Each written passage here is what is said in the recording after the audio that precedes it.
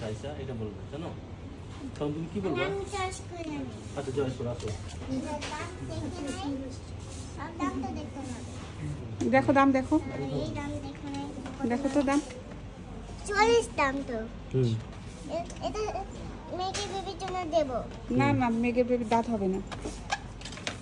দূরের থেকে না কোনখানে এটা দেখো, এটা দেখো, আগে সব তো দেখতে না ওরা তো লাভ। এটা দেখো, এটা দেখো, এটা সুন্দর, এটা সুন্দর, এটা অনেক সুন্দর। দাম অনেক বেশি।